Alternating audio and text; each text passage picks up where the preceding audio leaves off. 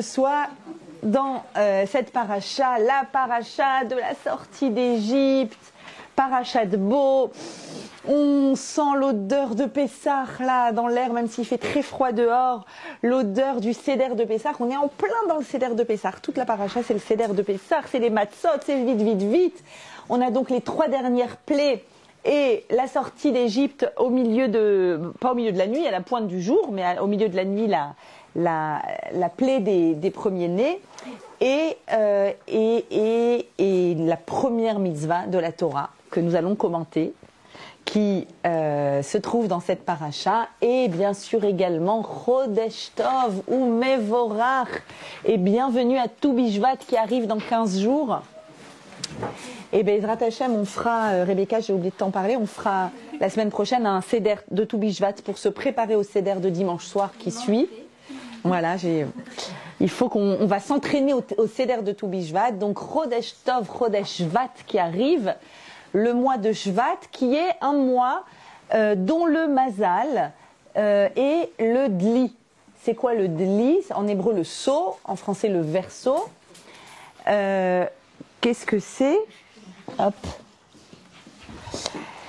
Quelle est la signification de ce mazal, le mazal du dli? Alors le Bnei Issachar, un grand maître de la chassidoute, nous dit la chose suivante. Il dit, sache, si jamais tu as peut-être des fois une petite tendance à aimer l'horoscope, à regarder quel est ton mazal, eh bien sache que le peuple d'Israël est un peuple qui n'est pas soumis au mazal. En hébreu on dit « Ein mazal le Israël ». Ça veut dire qu'il n'y a pas... Mazal, ça vient du mot nozel. Nozel, c'est quoi? Nozel, ça veut dire ça coule. C'est-à-dire qu'il y a un flux d'abondance dans les mondes supérieurs et ça coule au-dessus de toi. Et ça voudrait dire qu'il y a une destinée, un destin, en fonction du mazal. Et il vient, il dit, du calme. Ein mazal le Israël. Am Israël n'est pas soumis au mazal. C'est-à-dire que quoi? Alors il est soumis à quoi? Nous dit le Bnei Issachar, c'est que le mazal d'Israël est dépendant de la Torah. Il n'est pas dépendant de l'astrologie. Vous allez voir qu'on va planer dans les hautes sphères du monde céleste ce soir. C'est pas dépendant de l'astrologie, c'est pas dépendant des signes du zodiaque. Ils existent, ça fonctionne, il y a une réalité au niveau du mazal. C'est quelque chose qui existe, le mazal, mais pas pour Israël. Parce qu'Israël dépend d'autre chose que le mazal. Israël dépend de la Torah. Et c'est la raison pour laquelle, nous dit le Bnei Issachar, le mazal de ce mois-ci, verso, d'accord, Dli, est un mazal collectif d'Israël. Il est vrai que nous avons des mazals, un mazal personnel. Alors, j'ai oublié de vous dire que c'est le mois de mon anniversaire, dans 5 jours, 5 Shvat, me concernant. Et en fait, mais c'est aussi le mazal collectif. C'est un mazal collectif de nous tous. Pourquoi? Parce que, eh bien, alors, pourquoi, dit Bnei Issachar, et ensuite j'explique, parce que c'est ce jour-là, Rosh Chodesh Shvat, donc aujourd'hui, que Moshe a commencé à leur enseigner la Torah. Est-ce que vous vous souvenez que le 5e livre de la Torah est une répétition des 4 premiers, une répétition des mitzvot? Et est-ce que vous vous souvenez que Devarim, le 5e livre, c'est un long discours de Moshe au Béné Israël, et qu'il commence à le dire, ce discours, à résumer tout ce qui s'est passé, tout ce qu'on a dit. Alors, il leur raconte la sortie d'Égypte, il leur raconte les 10 commandements. On a une version 2 des 10 commandements dans Vaetranan. Il leur raconte qu'ils ont râlé parce qu'ils voulaient plus de manne, et toutes les péripéties d'Am Israël sont racontées. Et c'est raconté de camp à camp, pendant 36 jours, du premier jour de Shvat jusqu'au 7 Adar, la veille du 7 Adar. Le 7 Adar, c'est le jour où Moshe nous quitte. Donc pendant 36 jours. Et donc, l'essentiel du mois de Shvat, c'est un mois où quoi? Où on nous enseigne la Torah. Eh bien, c'est exactement ça, le principe du dli, du verseau. Un seau, c'est quoi? Quel est le principe Pourquoi on a fabriqué un seau? Un seau, c'est pour, de base, transporter de l'eau. Une eau canalisée. L'eau, quand elle est canalisée, quand on la prend, quand on la transporte, c'est l'origine de la vie, c'est l'origine de la fertilité. C'est là que tout ce qu'il y a de bon dans la terre peut sortir, s'il y a de l'eau. D'accord ? Et c'est aussi un mois extrêmement pluvieux. Le mois de Shvat, c'est aussi pour ça que c'est Dli. Et donc, en fait, le seau, c'est quoi ? C'est l'outil, c'est le récipient. En fait, c'est se faire réceptacle pour recevoir d'en haut et que ça produise des fruits. C'est ça le principe. Or, En Maïm et la Torah, l'eau, c'est une allégorie aussi de la Torah, qui vient, qui se déverse d'en haut et qui nous transforme pour nous fertiliser, pour nous transformer. Et donc, le mazal collectif d'Am Israël, c'est ce mazal-là, parce que tu veux savoir qu'est-ce qui va t'arriver, tu veux savoir quels sont les fruits qui vont pousser en toi, qu'est-ce qui va t'arriver, qu'est-ce qui va se passer, Tu veux regarder ton horoscope ? Ton horoscope, c'est Dli. Si tu te crées récipient de la Torah, elle va te fertiliser, elle va faire en sorte que ce qui est à l'état de graine à l'intérieur de toi va se transformer en fruit. C'est quoi se réaliser ? C'est quoi l'objectif de notre vie ? C'est se réaliser. C'est quoi se réaliser ? C'est passer, dit le Maharal, de potentiel en réel. On a tous des potentiels. La question, c'est quels sont les potentiels qui sont en nous, dont on va être conscient et qu'on va transformer en fruits. C'est toute l'idée de to be or not to be. Shvat. C'est quoi to be or not to be ? Être ou ne pas être, c'est ça. Est-ce que tu vas être un arbre fruitier ou pas ? Et on a besoin de to be Shvat pour ça. On a besoin de cette fête incroyable que je vais beaucoup mieux expliquer la semaine prochaine. On fera tout un CEDER dessus. Mais en 2 mots, l'idée générale de to be Shvat en plein milieu de l'hiver. Vraiment en plein milieu, le 15 Shvat, 1 mois et demi avant, 1 mois et demi après, c'est l'hiver. Ok, donc on est au centre de l'hiver et on fête. Quelle floraison exactement ? On fête le printemps ? Pas du tout, on est en plein milieu de l'hiver. Non. Alors nous, c'est spécial. Nous, on s'ambiance. On dit non, nous, on va faire la fête des fruits, la fête des goûts, quand la sève recommence à monter dans l'arbre. What ? Et alors ? Regarde tes arbres, ils sont moches, ils sont affreux. Il fait froid, on tremble, on est en chaussettes, en moufle. Aujourd'hui, j'ai mis un bonnet sur la tête avant que j'avais froid. Quel fruit, quelle fête de la nature. Elle est où la nature ? Elle est morte, dead. Non. Moi, j'ai appris à avoir des lunettes spéciales, des infrarouges. Je scannérise mon tronc d'arbre. Et quand je le scannérise, je découvre qu'à l'intérieur, hop, il y a un mouvement invisible dans les racines. C'était mort.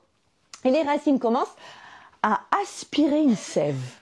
Et du coup, c'est le signe qu'il y a un potentiel qu'on verra au printemps,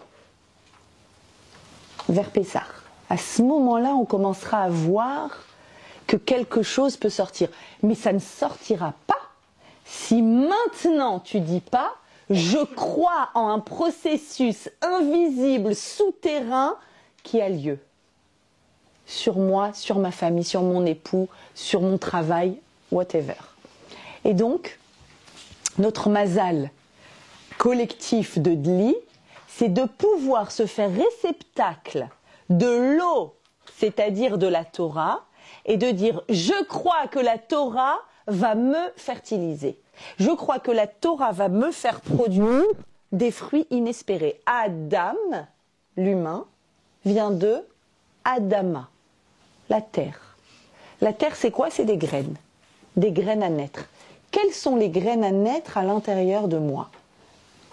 Est-ce que tu te fais réceptacle de la Torah ou pas ? C'est ce qu'on est en train toutes de faire ce soir. Et vraiment, kol hakavod d'être là avec ce froid incroyable. Kol hakavod, vous venez recevoir quelque chose en étant convaincu que ça va nous transformer. Et c'est ce qui va produire, comme on va le voir, notre estime. Notre estime, c'est notre certitude de savoir que même s'il n'y a pas encore de réalisation, il n'y a pas encore de fruits, il n'y a pas encore de feuilles, il n'y a pas encore de fleurs, en fait, il n'y a encore rien. Mais il y a un mouvement souterrain qui se met en place. Alors, on va effectivement essayer, dans ce cours-là, de se faire réceptacle de cette Torah incroyable pour qu'elle nous fertilise. Ok. Et comment la Torah a-t-elle cette force ? Comment la Torah peut faire de nous des personnes meilleures ? Eh bien justement, Rosh Chodesh Shvat arrive avec cette paracha de Bo, de sortie d'Égypte, et de notre histoire collective. Il n'y a pas de Torah à Yitro, le 6 Sivan, à Shavuot, s'il n'y a pas eu juste avant, c'est collé. Les deux événements sont collés, une sortie d'Égypte. Vous savez que les événements sont collés par le conte du Homère, comme pour dire, tout ça c'est une seule et même histoire. Sortie d'Égypte, don de la Torah. D'ailleurs, dans le premier des 10 commandements, on le dit.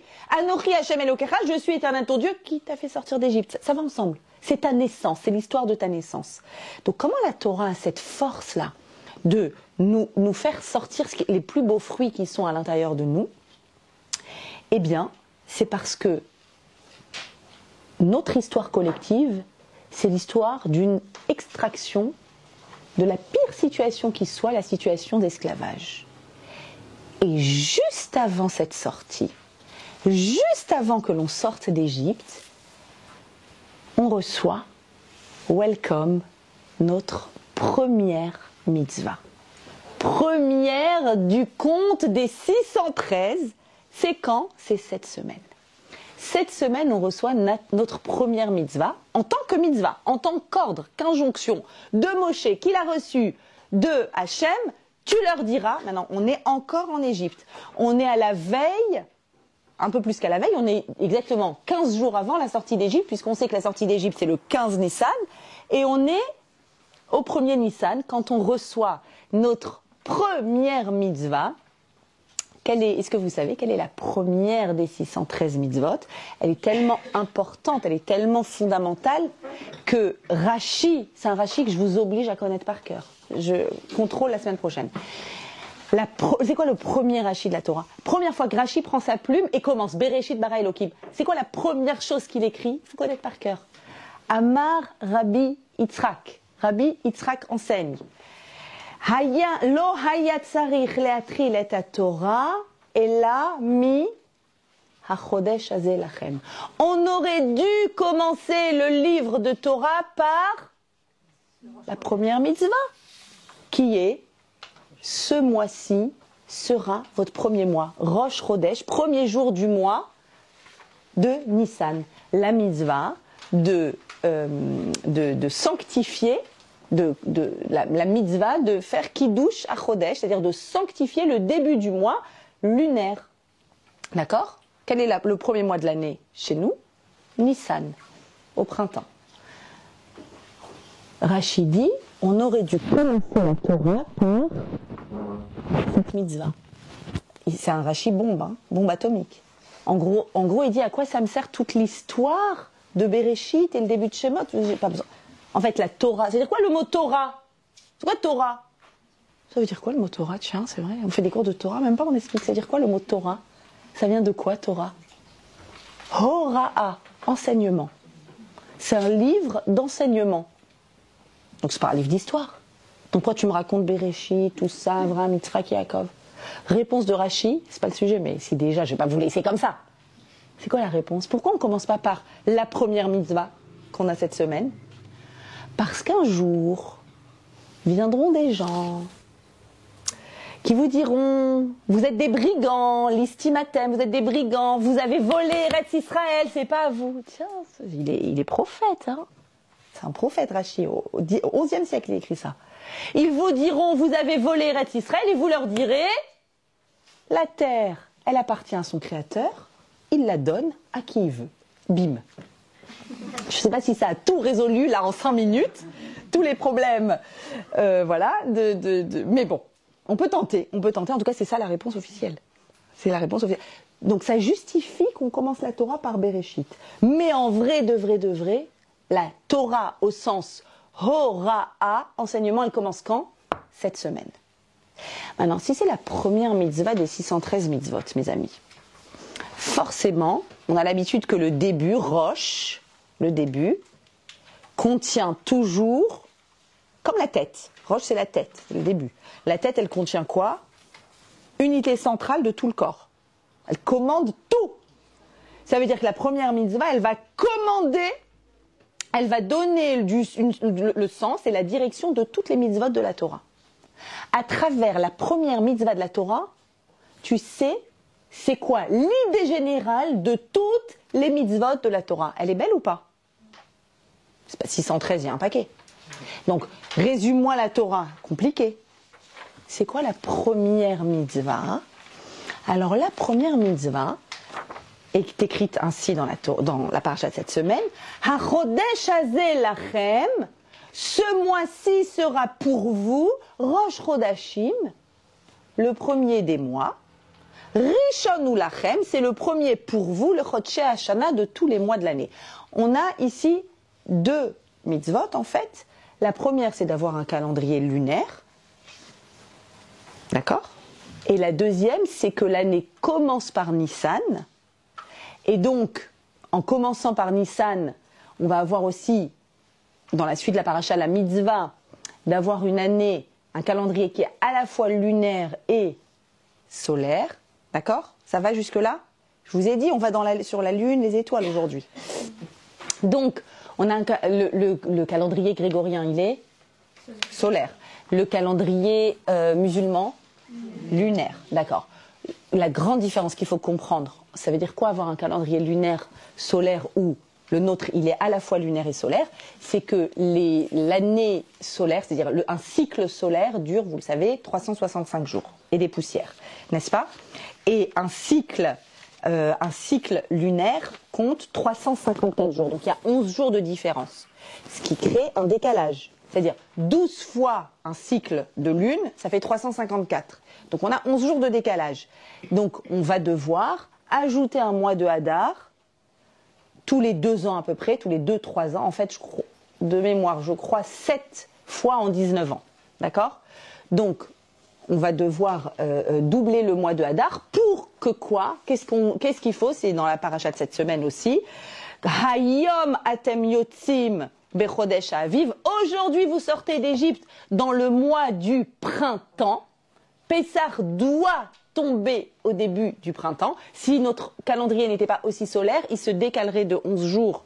Un peu comme le ramadan qui se décale de 11 jours à chaque fois, n'est-ce pas? Forcément. Donc Pessah se décalerait, toutes nos fêtes se décaleraient. Pas possible. Il faut sortir d'Égypte au moment où tout autour de nous est en train de fleurir, est en train de s'exprimer. Il y a un parallèle entre la nature et ce que nous vivons. Et donc on va devoir effectivement faire concorder, faire correspondre, comment? Ah, le vert. Merci. Faire correspondre le mois lunaire et le mois solaire. D'accord? Oui, parce que je m'agite. Le mieux, c'est de le boire. Baruch ata Adonai Eloheinu melech haolam she'akol nהיה bidvaro. Amen. Et donc, on a cette mitzvah de Kiddush HaChodesh. Maintenant, voilà, tout d'abord, analysons le verset. D'accord? Donc, je vous rappelle le contexte, on est en Égypte, on n'est pas encore libre, on leur a déjà mis une belle tannée, 9 plaies, donc l'Égypte est déjà capoute, mais c'est pas terminé, il est toujours aussi têtu, maintenant on sait pourquoi il est têtu, Pharaon, et il reste la 10e plaie, dans 15 jours elle va arriver, mais on est encore esclave en Égypte, et on est né esclave en Égypte, ça fait 210 ans, d'accord?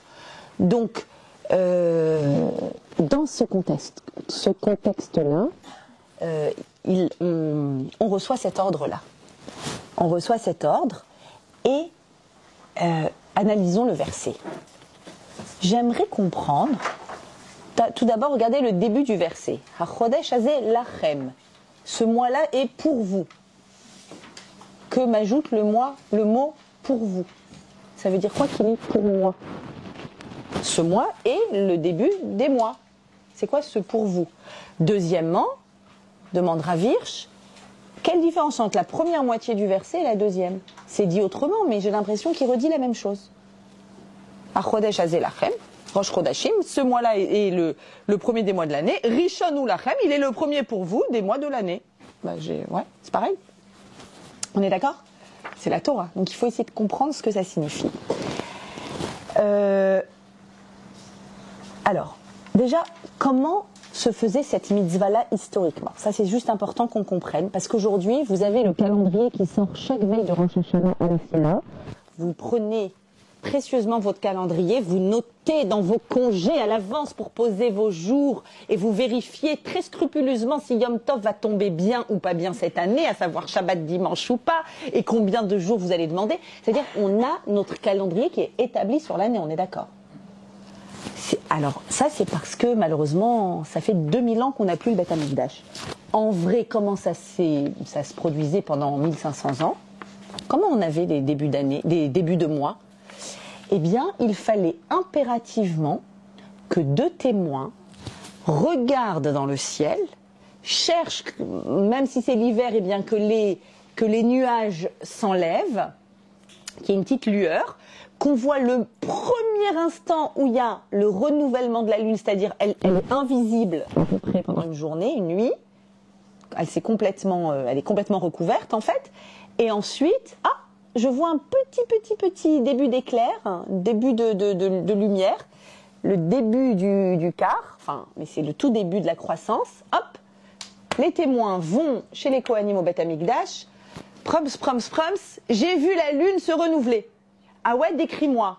Alors, elle est vers la droite ou vers la gauche? Alors, il les tourne en bourrique. Tu l'as vu à l'est, tu l'as vu à l'ouest, tu l'as vu au nord. En fonction de là où elle est censée être, on voit si. J'ai pas envie que tu aies vu une étoile filante, j'ai pas envie que tu aies vu un avion qui passe. Disons qu'il y avait des avions. J'ai pas envie que. Non, je veux pas que tu as eu des visions, je sais pas, peut-être tu as des visions, peut-être tu tout seul, tu te crées des. T'as envie de témoigner, et c'est pas possible. Donc, on le tourne en bourrique. Le témoignage est valide, le premier témoignage, deuxième témoignage, les deux concordent, bingo. Les gars, c'est Rosh Chodesh. Youhou.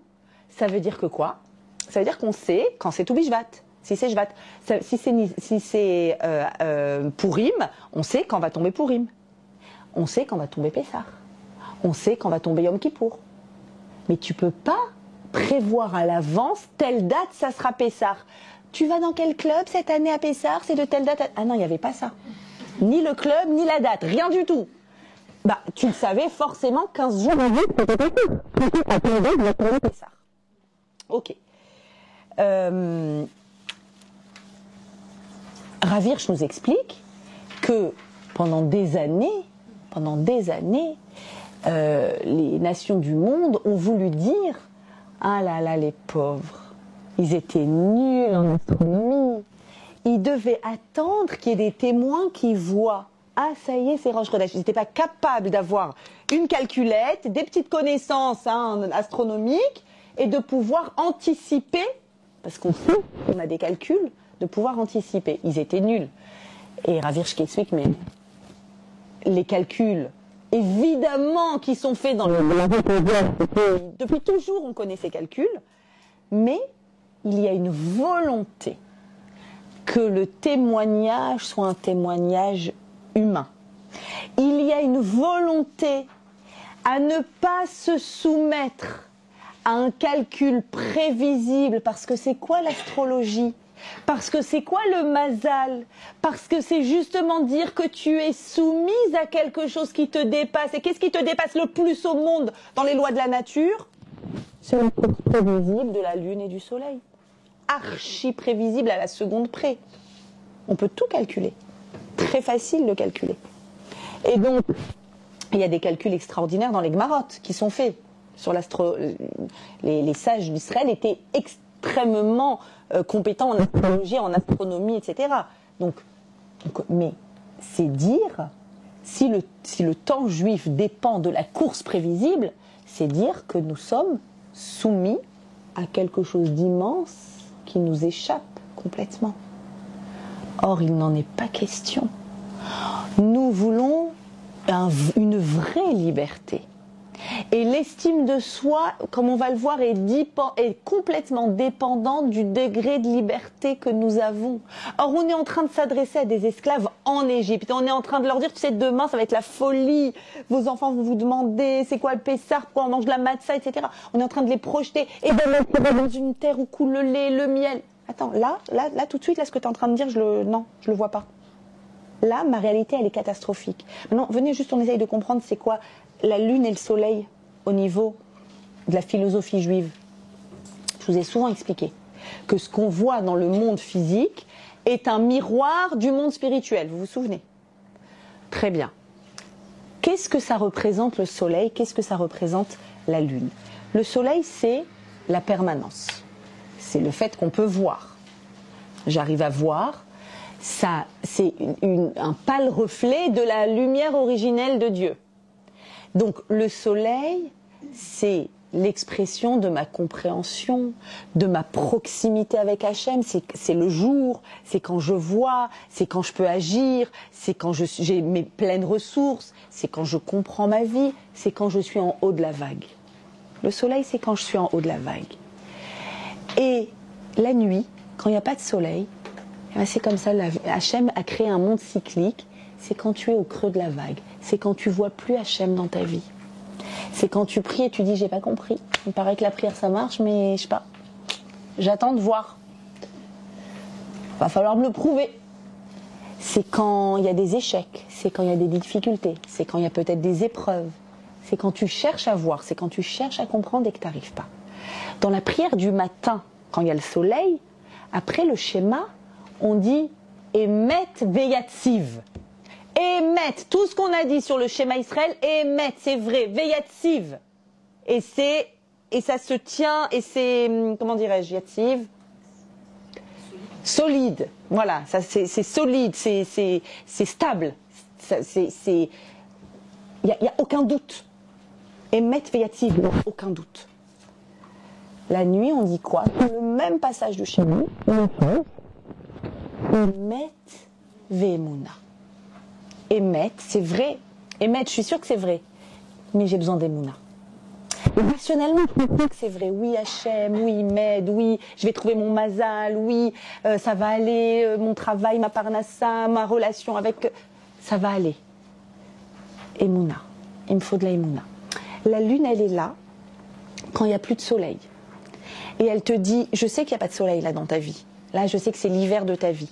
Je sais que le printemps n'est pas encore là et que tu as du mal à croire en la sève qui monte à l'intérieur de toi. Je le sais. Alors je vais te donner un signe qui va t'aider. Symbolique. Il faut que ça t'aide. Je vais mettre la lune. Je sais qu'il fait noir. Je sais qu'il fait noir. Mais la lune va t'envoyer le reflet du soleil. Comme pour te dire, il y a le soleil. C'est juste que tu ne le vois pas, mais il y a le soleil. La preuve, regarde, tu en as un reflet sur la lune. Tu l'as vu le reflet? Tu l'as vu? Ah, il va même pouvoir augmenter. Ça va aller de façon croissante. Mais pour que ça aille de façon croissante, il faut d'abord que tu le vois. Il faut d'abord que tu le repères. Vous savez, le 4 Shvat, c'est la Iloula du Baba Salé. Il y a énormément de miracles qu'on raconte sur le Baba Salé. Rabbi Abou Khatsera du Maroc. Et quand est-ce qu'on va voir un tzaddik et qu'on a besoin de sa bracha et toutes les histoires qu'il y a autour de lui, c'est les personnes malades, les personnes condamnées, Dieu préserve, les personnes qui ont des soucis, des difficultés, besoin d'eux. Et il faisait des brachot extraordinaires. On connaît tous les miracles qu'il y a eu autour de ces brachot. Et on raconte sur Baba Salé que la mitzvah à laquelle il était attaché c'était la mitzvah de Kiddush Levana. Aujourd'hui, on ne peut plus témoigner pour sanctifier le nouveau mois, donc on a un calendrier préétabli, mais il nous reste quand même quelque chose, heureusement, une bénédiction qu'on fait au début du mois, quand la lune est croissante, a priori entre le 7e et le 15e jour. Après le 14e jour, on ne peut plus le faire. Entre le 7e et le 14e jour, quand la lune augmente, pendant sa phase de croissance, on fait une bénédiction sur la lune. Ok. Et cette bénédiction, pour la faire, il faut la voir, la lune. Donc il faut aller à l'extérieur, il faut la voir. Et on raconte sur Baba Salé que dès qu'il voyait que c'était la date de Birkat Levana, il disait je veux sortir. Et quand c'était l'hiver, comme maintenant, ses disciples lui disaient il ne rien. Il y a le nuage à perte de vue. Tout est rempli, c'est l'hiver. Je sors quand même. Et à chaque fois, automatiquement, il sortait. Au moment où il sort, les nuages s'ouvrent, il voit la lune, il fait sa bracha. Et les nuages reviennent. Automatiquement. Pourquoi je donne cet exemple-là, l'exemple de Baba Salé et de la lune? Parce que c'est la force de la Emouna. La lune, c'est la force de la Emouna. même si tout a l'air noir actuellement dans ta vie, même si c'est l'hiver, même si c'est gelé, même si tu n'y crois pas à cette sève, regarde, va voir la lune et elle va renforcer ta émouna. Il y a une autre histoire très belle à laquelle j'ai pensé sur la lune. C'est pas Baba Salé. Extraordinaire histoire que mon mari m'a racontée. Il avait entendu à Bnei Brak de son Rosh Yeshiva à l'époque, qui est Rav Samuel. En 76, vous vous souvenez qu'il y a eu le raid sur Entebbe. Vous vous souvenez, plus de 100 personnes otages en Ouganda, à Entebbe. Seuls les Juifs ont été gardés, c'était un avion d'Air France, si je me souviens bien. Les Juifs ont été sélectionnés, gardés dans l'aéroport. Et il y a Tsahal qui est venu les secourir dans l'opération la plus dangereuse de tous les temps, qui avait le moins de chances imaginables de réussir. Et il y a eu, si ça vous intéresse, je vous invite à le lire, parce qu'il y a eu la série de miracles qu'il y a eu, entre autres le fait qu'ils avaient les plans exacts de l'aéroport, parce que c'était des ingénieurs israéliens qui avaient fabriqué l'aéroport, enfin, que les pistes d'atterrissage pour l'avion se sont allumées. Normalement, ils ne voyaient rien pour atterrir. Jusqu'à aujourd'hui, on ne sait pas pourquoi les pistes d'atterrissage se sont allumées pile au moment... Bon, bref. Et ils sont allés demander des brachot. En Israël, ils sont allés demander des brachot au rabbanim. On était très inquiets par tous les otages qui étaient gardés. Et Rav Shach a dit, allez demander... Moi, je n'arrive pas. Allez demander au tzaddik, il y a un tzaddik Mekoubal à Natania, je ne sais même pas son nom, un tzaddik Nistar, un kabbaliste, qui allait le voir et demandez-lui d'agir. Il est au courant, dans sa bulle, on lui raconte, on lui dit, il y a un danger, on ne sait pas ce qui va se passer. Et en fait, la nuit du raid, c'était une nuit de Shabbat.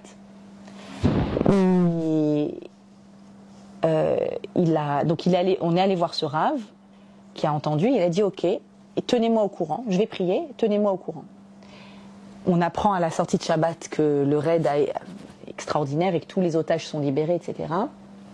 Il va, comme promis Motzei Shabbat, il va voir le Rav à Natania, il lui raconte l'issue, et avant de lui raconter l'issue, il rencontre la rabbinite. Et donc il dit à la rabbinite, de transmettre. Et la rabbinite dit, écoutez, je ne sais pas, je sais juste ce que j'ai vu. On n'a pas l'habitude de faire Birkat Alevana le Shabbat. On ne le fait pas le Shabbat. Je ne sais pas. Mon mari est sorti faire Birkat Alevana la nuit de vendredi soir. À la fin de la Birkat Alevana, il y a un verset qu'on dit qui est issu de Béchalach, quand on raconte l'ouverture de la mer. Tipol aleem eimata vapachad. Que tombe sur eux la peur et la crainte d'Hachem, que tombe sur eux. Et alors elle dit qu'il est allé sur le toit de la maison, il a regardé la lune, il a fait sa bénédiction, et quand il est arrivé à ce verset, il s'est arrêté, et il a répété en boucle jusqu'au matin, que tombe sur eux eimata vapachad, que tombe sur eux la peur de Dieu et la crainte de Dieu, que tombe sur eux la peur et la crainte, jusqu'au matin. Et le lendemain soir, on a su que c'est cette nuit-là qu'a eu lieu le raid sur Entebbe. C'est-à-dire, pourquoi je vous raconte ces histoires-là? C'est toujours extraordinaire, les histoires de tzadikim. Mais la lune représente réellement la émouna au milieu de l'obscurité. Et je voudrais qu'on lise ensemble l'explication de Rav Hirsch sur cette mitzvah, la première mitzvah de la Torah, qui est donc celle qui va donner la direction à toutes les autres. Et quelle est cette première mitzvah?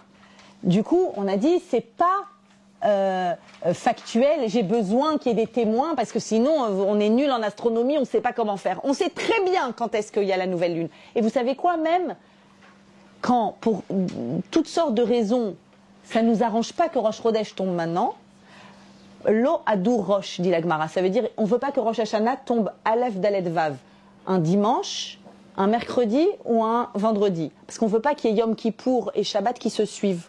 C'est impossible. Bon, bref. Donc, il y a plein de calculs qui sont faits. Et donc, imaginons que ça arrive.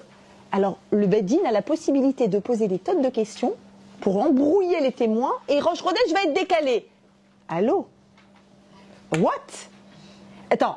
Le moment où la lune se renouvelle, elle se renouvelle. Ça veut dire quoi de décaler Rosh Chodesh? Du coup, Yom Kippour va être décalé. Du coup... Mais c'est pas possible. Non. C'est nous, Am Israël, qui fixons le temps. Nous sommes les bâtisseurs du temps, pour reprendre ce titre très connu. Alors regardez ce que dit Rav Hirsch. Il dit comme ça. Ce n'est pas la rencontre des corps célestes et la lumière renouvelée sur la lune qui produisent le nouveau moi. Comprenez que c'est ça. Venez, entrez. Nous ne célébrons pas un phénomène naturel. Chaque mot est important, mes amis. On n'est pas en train de célébrer que dans la nature, il y a un phénomène naturel. Waouh, super, de nouveau, la lune et le soleil se rencontrent et on a la lumière. Pas du tout. À chaque fois que la lune s'unit au soleil et reçoit à nouveau sa lumière, Hachem veut que son peuple retrouve le chemin vers lui afin que sa lumière les éclaire à nouveau. Et peu importe où ils se trouvent, ou dans quelle période obscure de l'histoire ils se situent, la rencontre entre la lune et le soleil n'est que le symbole de notre lien renouvelé à Hachem.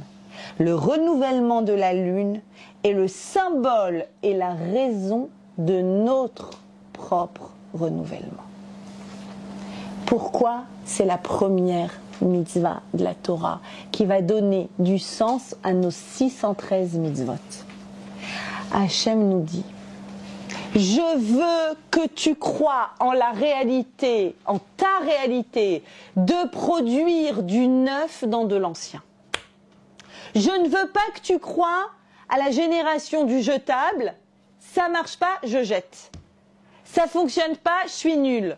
C'est moi qui suis nul, c'est moi qui suis né sous une mauvaise étoile et j'y arrive pas. Et regarde ce premier job, ce deuxième job, ce premier garçon, cet autre garçon. Regarde le nombre d'ex que j'ai, regarde le nombre d'échecs que j'ai dans ma vie. Regarde. Non mais c'est vrai, il y a peut-être des gens qui ont de la chance et des gens qui n'ont pas de la chance. Allez, Mariacha, c'est bon. Des fois, t'es mignonne avec tes histoires, mais première mitzvah de la Torah. Tu as l'obligation de croire en toi. Je t'ordonne de croire en toi. Je t'ordonne de te regarder comme la lune qui était à zéro, qui était éteinte et qui se rallume. Je veux que tu te rallumes comme la lune. Comment? En te tournant vers le soleil. En te tournant vers Akadosh Baruch Hu dans cette image-là. En étant le récipient de la Torah, et la Torah te fertilisera. Comment? Tu sais pas. Vous êtes d'accord ou pas? On rentre dans cette pièce avec nos trucs, avec nos échecs, avec nos questions, avec nos difficultés. Comment on sort de cette pièce? Je vous en prie, dites-moi. Le nez en l'air ou pas? Les épaules hautes? Le buste bien droit? Genre vous êtes les reines du monde quand vous sortez d'un cours de Torah, oui ou non? D'ailleurs, c'est un critère que je vous donne sur les cours de Torah. Un cours de Torah où vous ne sortez pas avec le buste bien droit et avec la fierté d'être ce que vous êtes et avec une volonté d'épanouissement, it's not a good cours de Torah. Je vous le dis. C'est pas possible, c'est pas possible. Si on sort d'un cours de Torah, mshon, avec le poids du monde sur les épaules, avec oh là là, tout ce que j'ai fait de pas bien dans ma vie, je suis vraiment une racha, je suis pas... Non. Une fois par an, je vous le fais la veille de Kippour. C'est tout. Et encore, et encore. C'est pas ça la Torah. La Torah, c'est quelque chose qui nous fertilise. Ça nous fertilise, ça veut dire que la première mitzvah de la Torah, c'est de croire en ta propre lumière. C'est de croire que tu as des graines à l'intérieur de toi et que peut-être qu'il manque un peu d'eau. Et l'eau, c'est la Torah. Et ça va sortir. Et elles vont s'épanouir. C'est toute la base de l'estime de soi. Ça veut dire que la première mitzvah de la Torah, c'est l'estime de soi. Je suis arrivée à cette conclusion. C'est l'estime de soi. Tu es le premier outil, toi-même, le regard que tu as sur toi est le premier outil pour servir à Kadosh Baruch Hu. Et donc.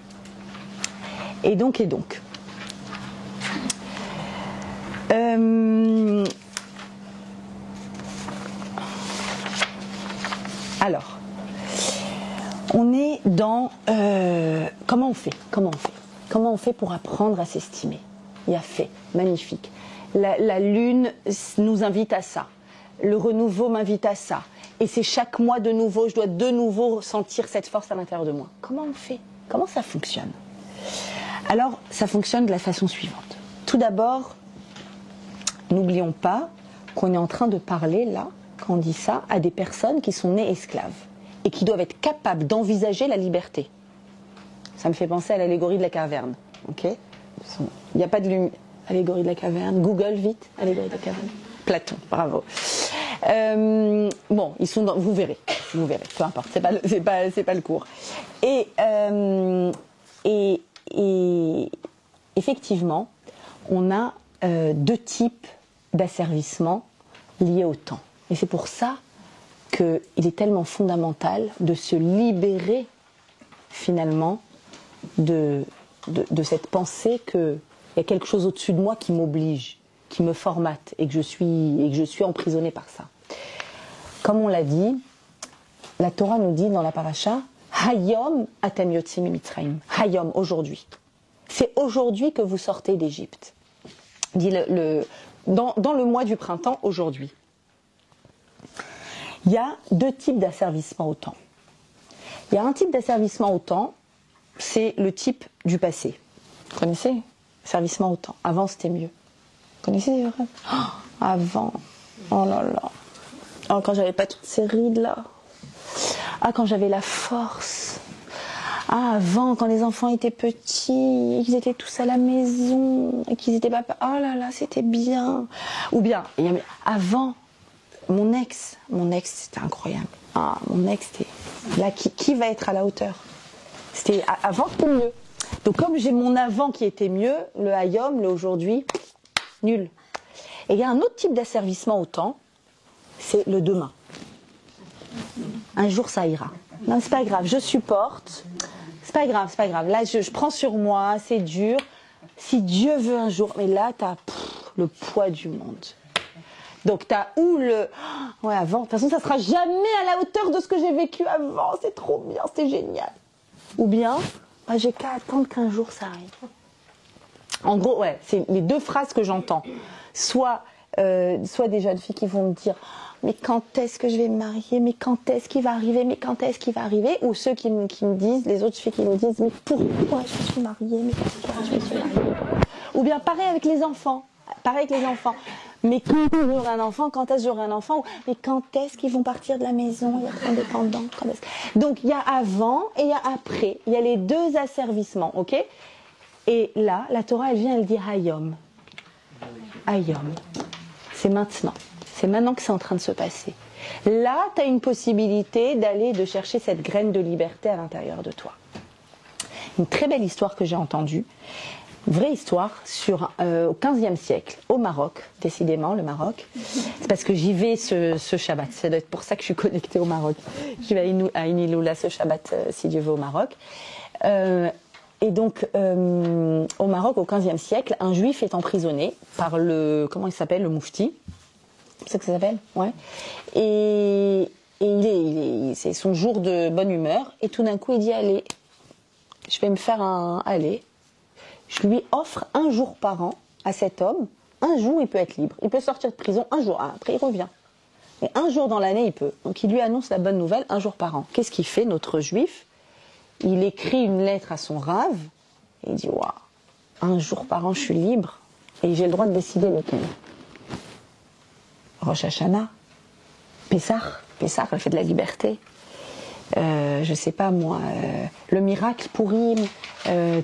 Quand mon anniversaire, je sais pas. Quand est-ce que c'est le mieux d'être libre ? C'est une vraie question. Qu'est-ce qu'il a répondu, le Rav ? Hayom. À l'instant où la personne te dit tu as un jour de liberté, c'est maintenant que tu dois le mettre en pratique. Tu peux pas attendre d'être libre. On n'attend pas d'être libre. C'est immédiat d'être libre. Ok. Et donc, on a cette obligation-là. Cette obligation de réussir à se voir comme étant quelqu'un de potentiellement libre.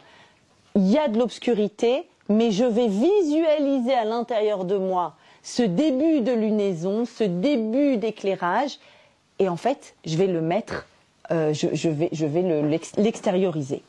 Comment est-ce qu'on fait ? La question qu'on s'est posée, comment je fais ? Est-ce que la Torah auquel elle me dit que la première mitzvah, c'est ça ? C'est l'estime de moi, c'est me voir lumineuse. Comment je le fais ? Ok, venez, on regarde ce qu'elle dit. Recette de la Torah sur la nouvelle lune. La Torah dit comme ça. Rashi, sur Achodesh Hazelachem, ce mois-ci, nous dit Rashi, Moshe était dans l'embarras quant à la manière de déterminer le moment exact du renouvellement de la lune, ce qu'on appelle le molad. Combien devrait-elle être visible pour pouvoir être consacrée? Et donc Hachem a fait quelque chose d'incroyable, il lui a montré du doigt la lune. Hachem n'a pas de doigt, hein. Une image, il lui a montré du doigt et il lui a dit Kazé, Kazé, Réé, donc Kazé comme ça, Réé, regarde, Vekadesh et sanctifie.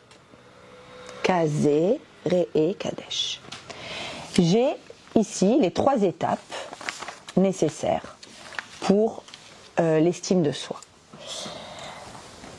Première étape, Kazé, repérage d'un embryon de quelque chose. Évidemment, l'estime de soi ne va pas se poser sur quelque chose d'inexistant. Il ne faut pas confondre estime de soi et confiance en soi. Confiance en soi, c'est une capacité. Estime de soi, c'est une valeur que l'on s'accorde. Et la valeur que l'on s'accorde, elle est dépendante de quoi? Elle est dépendante de l'image que l'on se fait de soi-même. D'accord? Donc c'est une définition que je vous donne. C'est quoi l'estime de soi? C'est une valeur que l'on se donne, c'est comme une note qu'on s'accorde qui dépend d'une image mentale que l'on se fait de nous-mêmes.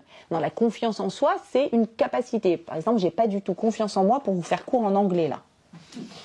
Mais je peux avoir assez d'estime de moi, mais j'ai pas du tout confiance en moi. Pourquoi? Parce que je n'ai pas cette capacité. Et c'est pas grave, j'en ai d'autres. Ok? Mais ne me demandez pas de le faire en anglais. Comment elle se crée, l'estime de soi? Alors, elle se crée au fil du temps, avec des croyances qui sont issues de notre expérience. Si j'ai eu des échecs, si j'ai été attristée par des situations, si j'ai vu que j'arrivais pas. Donc ça crée à l'intérieur de moi une image de moi, une croyance sur ce que je sais ou ne sais pas faire. Et il y a évidemment l'attitude parentale au niveau de l'encouragement ou, à contrario, la critique. L'attitude parentale est fondamentale dans la fabrication de l'estime de soi, mais on ne peut pas réduire l'estime de soi à cela. Sinon, pour peu qu'on a été dévalorisé enfant, ça serait terminé, pas du tout, justement. Alors comment? Alors, malgré des expériences, des croyances issues d'expériences négatives, et malgré une attitude parentale, alors on peut quand même, comment on fait? Recette, Kazé, Réé, Vekadesh. Kazé, tu repères un embryon de potentiel, mais qui existe, pas du vide. Un embryon de potentiel. Tu repères quelque chose qui fonctionne, quelque chose que tu sais faire, quelque chose qui a fonctionné. Il y a toujours quelque chose qui a fonctionné. En thérapie, j'avais suivi un cours passionnant qui s'appelle la thérapie centrée sur les solutions, où toute la méthode, elle est basée sur le repérage de ce qu'ils appellent les exceptions.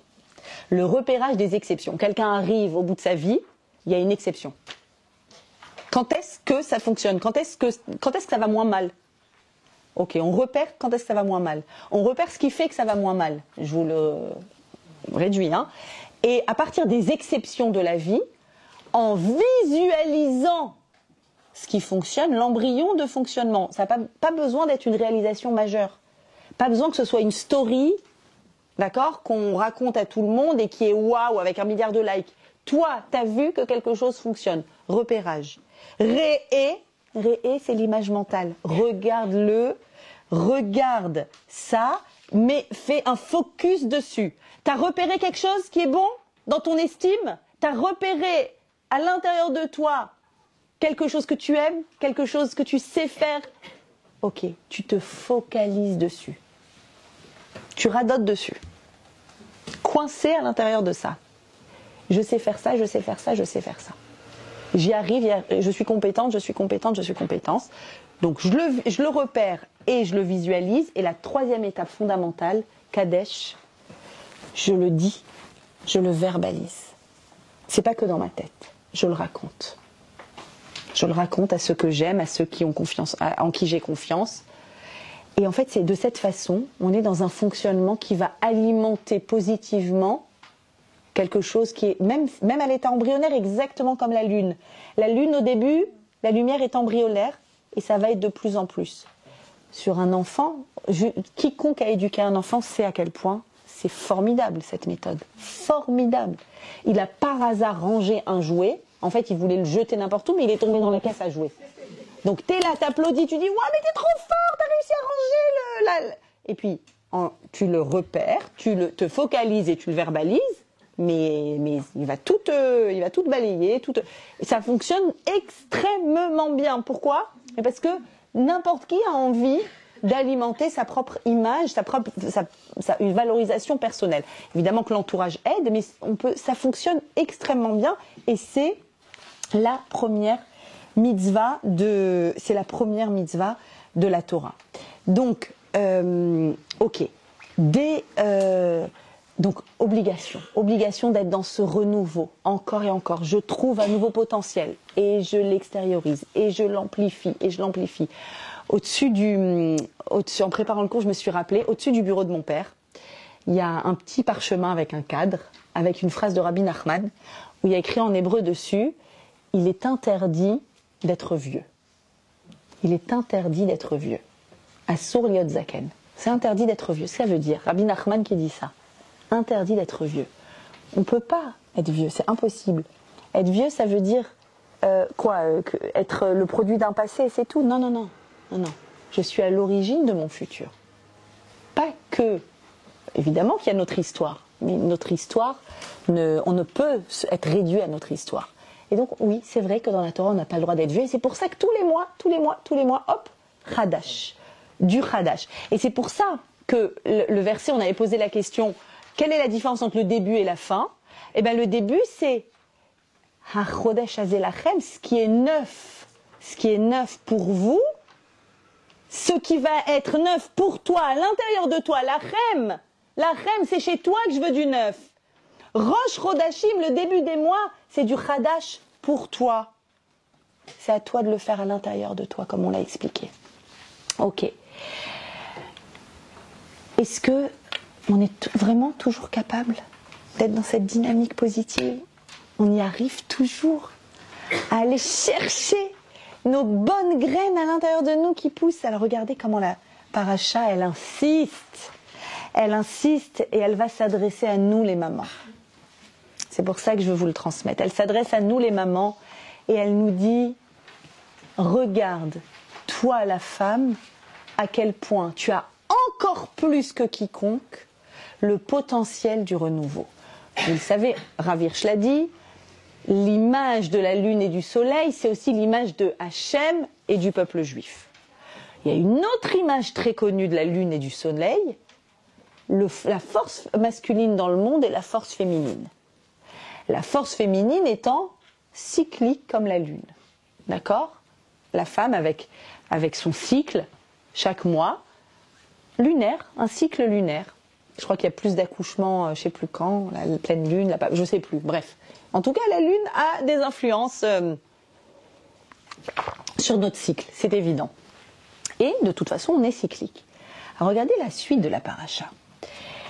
Dès la sortie, là il y a eu la plaie des premiers-nés. On est sorti au milieu de la nuit avec nos matzot et vite et on s'est pressé, on a le bâton à la main, la ceinture au rein et on marche avec nos enfants, avec nos poussettes, avec nos vieux, où on va, à chaque fois je vous le répète, il n'y a pas Elal, il n'y a pas l'agence juive, mais il y a Hachem qui nous a promis une terre où coule le lait et le miel.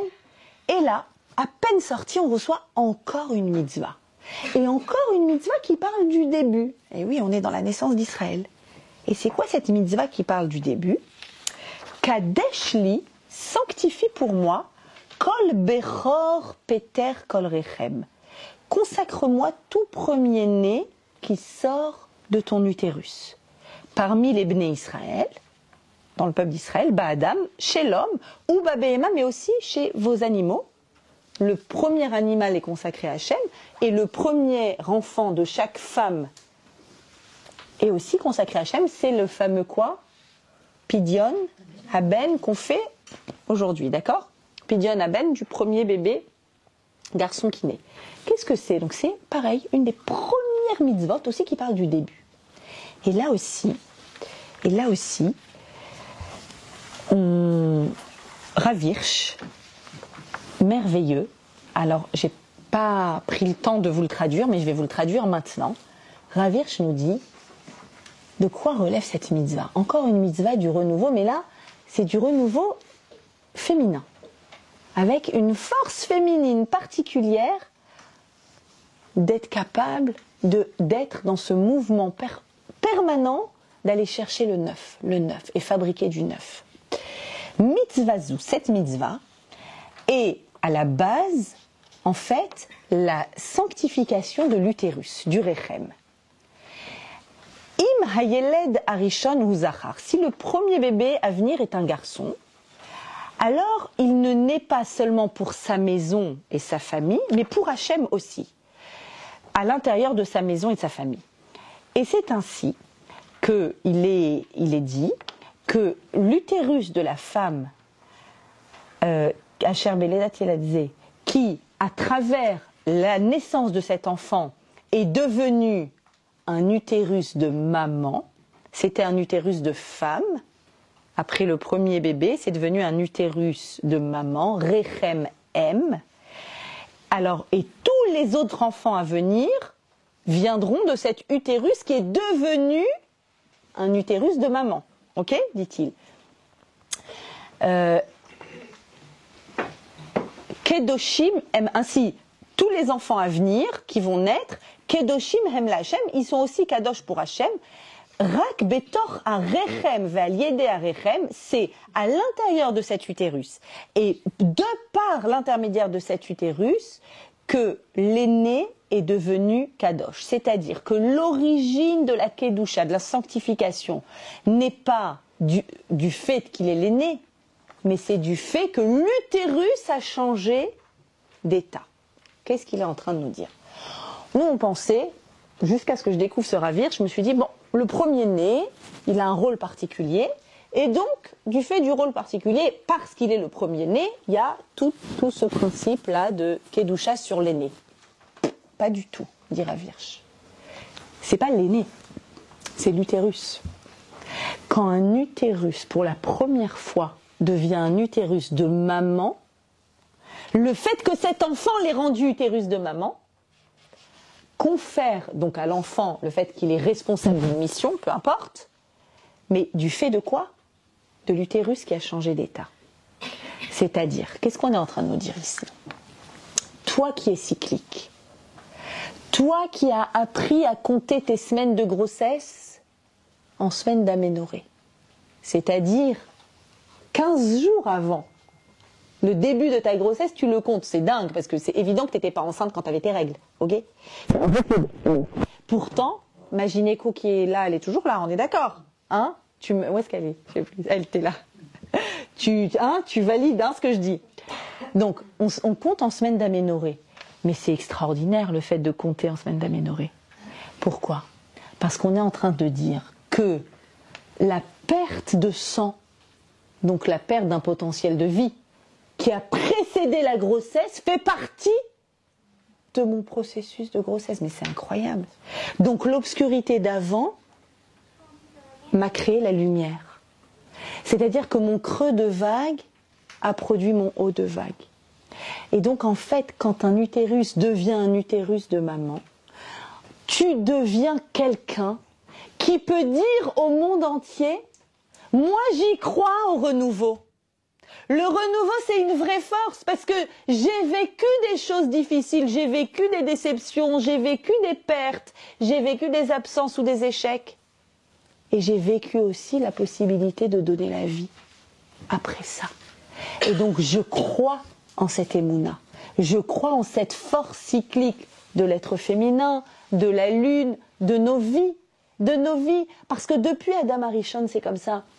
Depuis Adam Arishon, eh bien, le monde, il y a eu la faute dans le monde, il y a eu la mort dans le monde, et ça veut dire qu'il y a des méchants dans le monde, et ça veut dire qu'il y a des jaloux dans le monde, et ça veut dire que des fois tu es déçu, et des fois c'est pas comme tu veux, et des fois tu es frustré. Et alors, quel est l'objectif de notre vie sur Terre? Tikkun, réparer. Et en parallèle de la faute d'Adam, on a eu à l'échelle même d'Am Israël la même faute.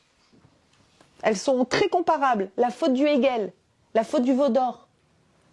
On a reçu la Torah et bam, badaboum. catastrophe. Et qu'est-ce qu'on fait depuis? On répare. On répare. Donc ça veut dire que tu es en train de me dire que c'est obligé que des fois il fasse nuit? Obligé. C'est obligé qu'il y ait la nuit.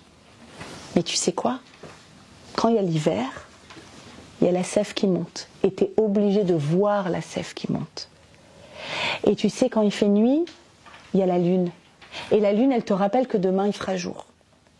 Et tout ça est là pour te rappeler que quoi? Qu'à l'intérieur de toi, si tu repères la lumière qui est à l'intérieur de toi, alors elle va s'extérioriser. Si tu repères les graines qui sont à l'intérieur de toi, elles vont s'extérioriser. Et est-ce que c'est vrai toujours?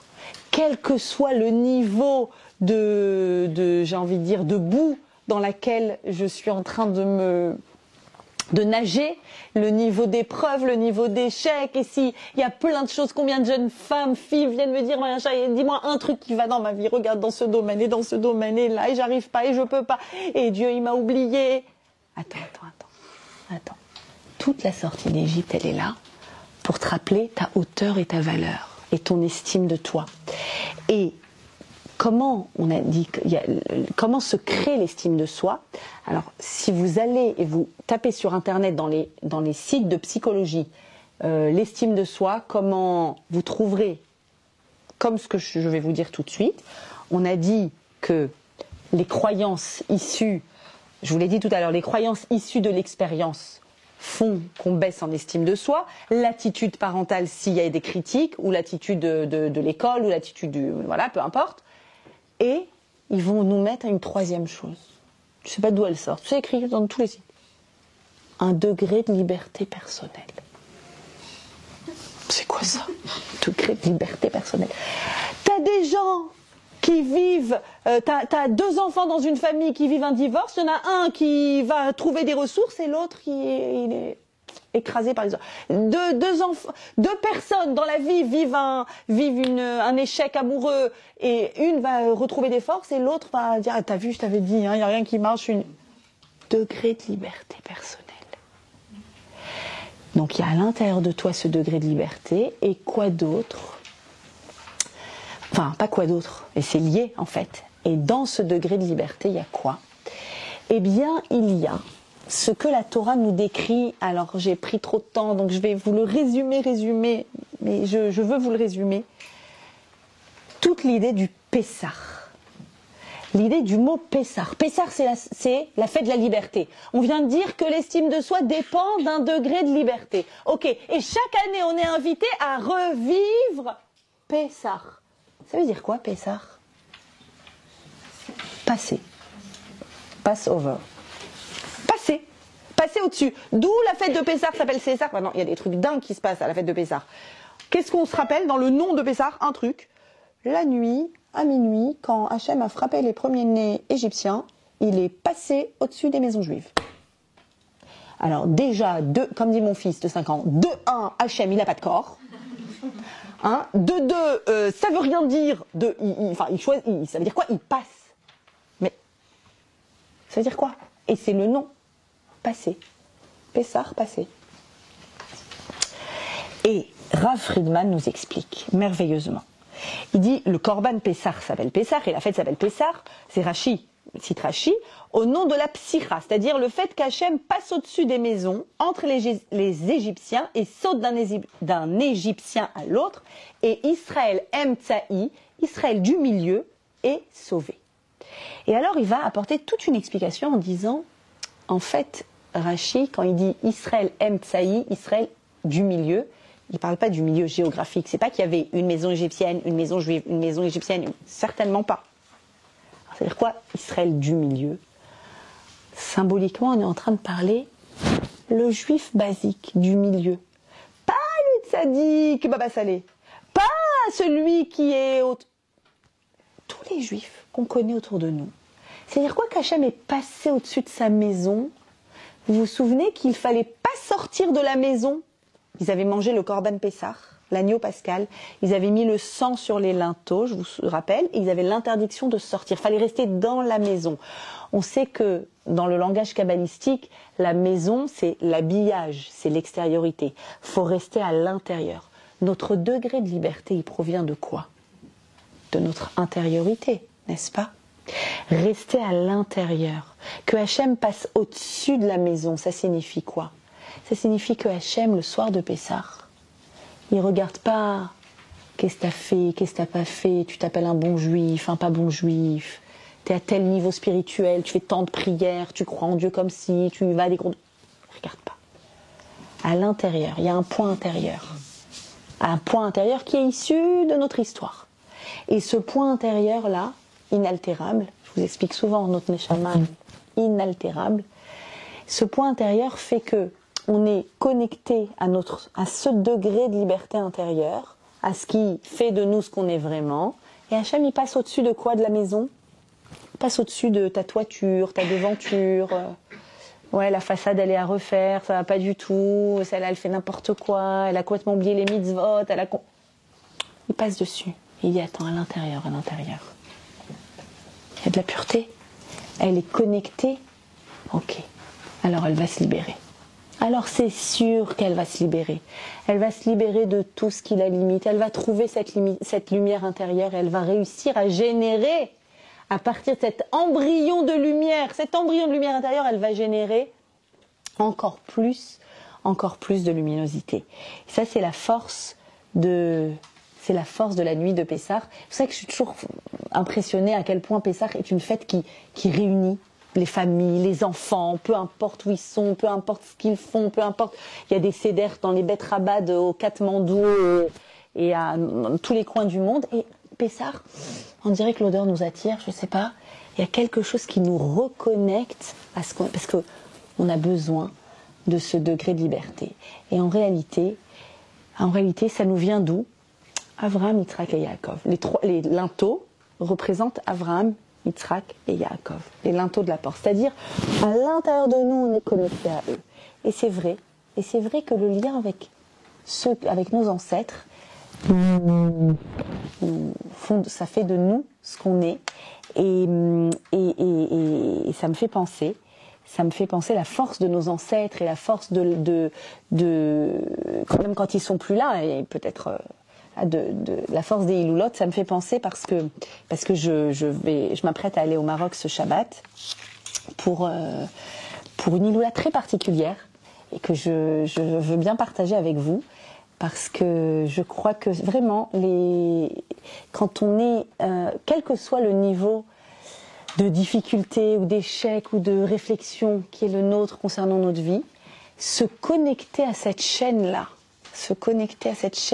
qui nous précède et dire je suis dans la suite de cette chaîne et j'ai envie de bien faire. Et des fois j'y arrive pas mais j'ai envie de bien faire. C'est extraordinaire ce que ça peut aider.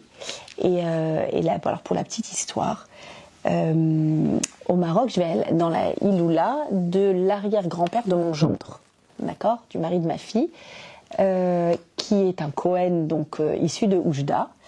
Et ma belle famille est également issue de Oujda, parce que je vous dis toujours que je suis ashkénaze, j'arrive avec ma carte ashkénaze, mais voilà, je vous dis pas la vérité, c'est que je me suis convertie depuis que je suis mariée, je suis devenue sympathique.